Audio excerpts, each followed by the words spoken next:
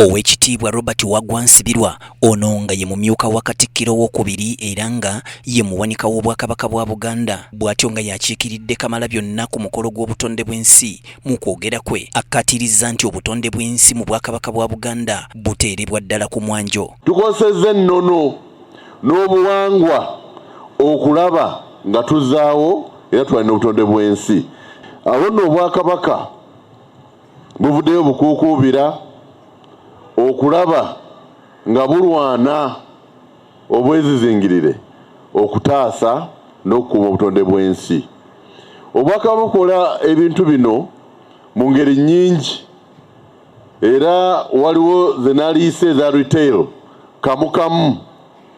Ono alaze obwennyamivu olw'engeri abeeyita abagagga gye battattanyeemu obutonde bw'ensi mu bitundu eby'enkizo nga Lwera.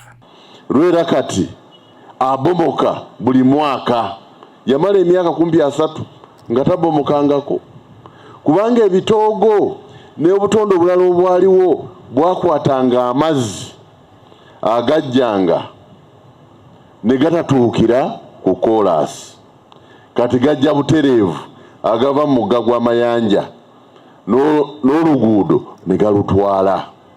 Abantu ne babonaabona. Wano wasinzidde n'asaba bannayuganda okulaba nga ku buli mukolo basimba omuti okwongera okutaasa obutonde bw'ensi mu ggwanga. Lwe tugenda okwabya olumbe tusimba emiti, bwe tugenda okwanjula omwana omulenzi okwanjulwa wasimbibwa emiti wakiri 3.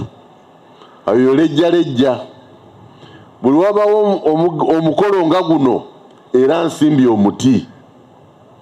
Twalabanga ekyo kikola. Minisita wa Bulungibwansi n'obutonde bw'ensi mu Bwakabaka bwa Buganda Oweekitiibwa Mariam Mayanja Nkalubo alambuludde ku nteekateeka ey'okwongera okusimba emiti mu Bwakabaka bwa Buganda. Oba olina kibanja ky'okisa kinnoomu oba olina ekikanga abo abataka, olina essiga, olina emutuba naye nga lirina ettaka eryo ekisinga obulungi okulukuuma kuba kati ettaka muliraba abantu balitwalira ddala. Abakwabuza abo kwe kuliteekako emiti era twebaza nnyo ab'essiga eryo abasazeewo okusimba emiti era tugenda gisimba ne bannamikago baffe ab'enjawulo abaatuwadde endoka z'emiti n'abo abalina omutima ogulumirwa obutonde bw'ensi. Omumyuka wa Kagga asooka Ronald Bakulumpagi alaze okusoomoozebwa kwe basanga mu ssaza ly'e Kyaddondo olw'okubeera nti ne kaabuyonjo ze balina za munyoto. Abantu bangi mu Kyaddondo bafuna ensimbi nnyingi ne basobola okuzimba ennyumba amatiribona, naye ne babulwa ensimbi ezizimba kabuyonjo n'ebinaabiro. Ebyo tubadde nga tubiraba gye tutambulira.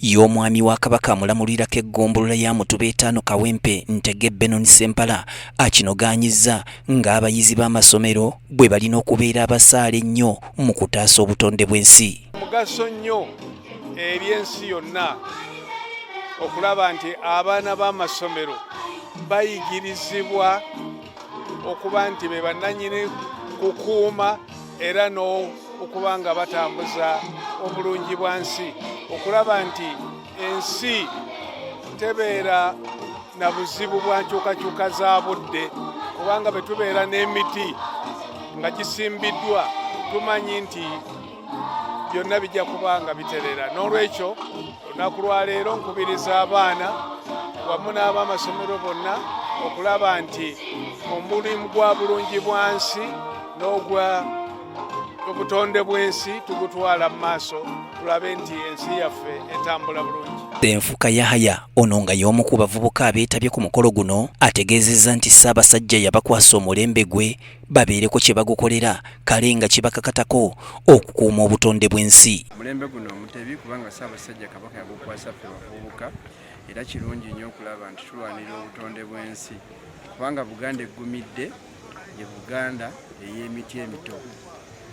Watali butonde bwansi tusobola kukuza Buganda kubanga ekyeya tubirabye ebyeya mu nsi ez'Abawalabu, tubirabye ebyeya amataba agagoya ensi z'Abazungu, naye nga kyonna ekibakosa tuzanyira na kudobonkanya butonde bwansi. Nabwe kityo ngaffe abavubuka akyasa mulembe okukwasa ffe abavubuka kirungi essaawa eno tuveeyo kubanga Katikkiro atugambye nti ffe weetuli olwaleero tetuli bavubuka banja. Obutonde bw'ensi bulijja eggwanga kwe liyimirira wabula ng'ensangi zino buttattaniddwa bya nsusso olw'ensonga nti ebibira bingi bitemeddwa, entobazi zeesenzeddwamu, ekintu ekiviiriddeko ebibamba n'okutwala obulamu bw'abantu.